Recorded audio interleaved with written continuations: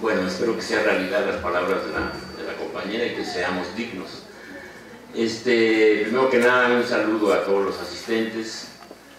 Espero que no vaya a ser muy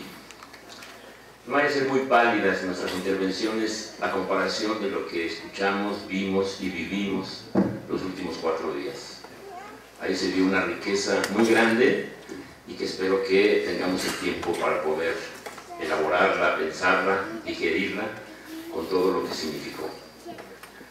Bueno, entonces paso a leer mi texto. Conforme avanza el proceso de crisis de mando que se está desarrollando arriba, y conforme se tienen más expresiones de lo que es el inicio de una dinámica de insubordinación abajo, parecería que se plantea una angustia para los intelectuales de izquierda para poder interpretar ambos procesos. Como casi siempre sucede, la tentación por definir permite una inflación de fórmulas y caracterizaciones. De esta manera, en los últimos meses, se han utilizado una serie de fórmulas que, en lugar de describir lo que está pasando, representan más lo que el intelectual quisiera que pasara. Así, se ha hablado de dualidad de poderes, movimientos fundacionales, movimientos faro, etc. Mientras más grandilocuente es la definición, más alejada de la realidad. Desde luego, todo esto tiene que ver con un hecho fundamental. No se escucha lo que esos movimientos están diciendo, incluso cuando no hablan, no se ve lo que esos movimientos están haciendo, o se cierran los ojos cuando algo no cuadra con la idea preconcebida. No se huelen esos movimientos, porque aunque se les apoya, no se está ahí cerca de ellos. Cuando más se caminan algunas marchas junto a los líderes. No se palpan cuáles son las reacciones de la gente sencilla, que es la base real de esos movimientos, y por lo tanto no se sabe valorar la rabia, la ira, que hoy por hoy es el elemento sustancial de la acción de la gente. Y finalmente, cuando se habla de ellos, se expresa una visión mistificada que busca otorgar algún sentido, el que no quiere, a un movimiento que no merece eso. Existe una tentación de algunos intelectuales por convertirse en otorgadores de sentido, una especie de sacerdotes que califican a los movimientos, sus tendencias, su direccionalidad, su gente, que otorgan certificados de conducta de acuerdo a la forma en que esos movimientos se manifiestan.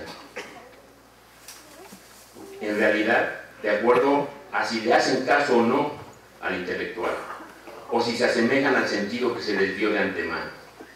Así, una movilización en contra de un fraude electoral, llamada y convocada desde arriba, se le convierte en el punto más alto de la autoorganización social y como base de una dualidad de poderes que solamente existe en la mente de esos otorgadores de sentido. No deja de ser un poco patética esa dualidad de poderes que tiene ministros y presidente, pero no tiene ni la más mínima estructura de autoorganización social. Igualmente errónea es esa tentación por definir a un movimiento o a una tendencia social con fórmulas literarias que gustan al auditorio, pero mirándolas en detalle no significan absolutamente nada. La serpiente que sustituye al topo, según Tony Negri. La revolución que ya no significa una cuchillada al corazón, sino el piquete de 1 millón de abejas, según John Holloway. En este caso no se trata de otorgar sentido, sino de vaciar de sentido. Entonces, en cuanto a las definiciones, es preferible ir con pies de plomo, darse su tiempo. Estamos en medio de un cambio de época. Si bien los de arriba dieron pasos fundamentales para destruir lo que desde la perspectiva de izquierda existía, no lograron consolidar un nuevo orden mundial. No lograron generar un nuevo ciclo largo de crecimiento económico a pesar de la incorporación masiva de cientos de millones de seres humanos al proceso de producción capitalista.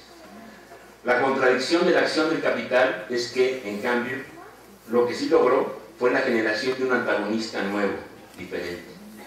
Si alguien preguntara quién es ese nuevo antagonista, no sería necesario forzar la mente para dar una respuesta contundente.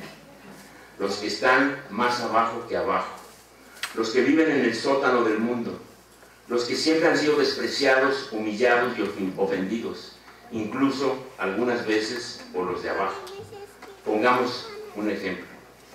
Para mí lo fundamental de lo que sucedió en Oaxaca no fue, siendo muy importante, la conformación de la Asamblea Popular de los Pueblos de Oaxaca, con sus más de 200 consejeros, sino lo que sucedió en las calles y en las comunidades. Los seres humanos de más abajo que abajo salieron a la superficie y se apropiaron de las calles, plazas, símbolos, palacios municipales, etc. En la ciudad de Oaxaca fueron otra vez las barricadas la característica esencial, pero igualmente sucedió en las comunidades.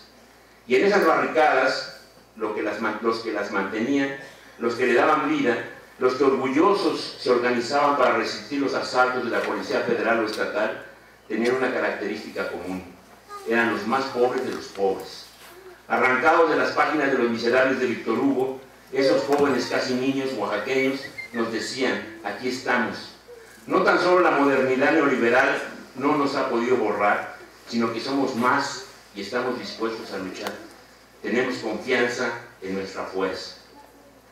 El antagonista principal de esta fase del capital se ubica más abajo que abajo, y son A. Los 190 millones de migrantes que existen en todo el mundo.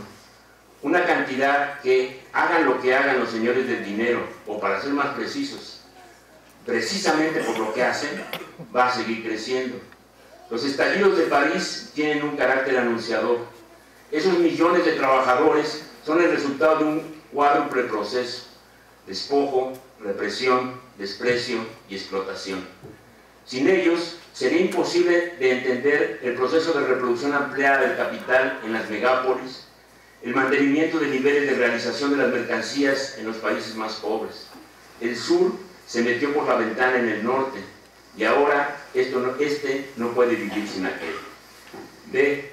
Los millones de pobres, en el caso de México, indígenas, que migran hacia las zonas supuestamente más prósperas de sus mismos países. C. Los millones de campesinos, muchos de ellos indígenas, que conforman los nuevos sectores de la clase obrera industrial, que no conocen las viejas formas y tradiciones de los trabajadores del siglo XX, pero que llevan consigo una visión comunitaria que les permite más rápidamente identificar a su enemigo y su explotación.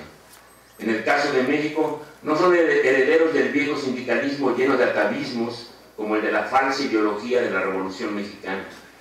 D. Millones de jóvenes en el mundo que no tienen ninguna perspectiva de promoción social. El desempleo, el mercado informal, la calle, etc., son su destino. Pero no se trata de un lumpen que será utilizado en contra del proletariado, sino de un componente fundamental de la lucha y la movilización.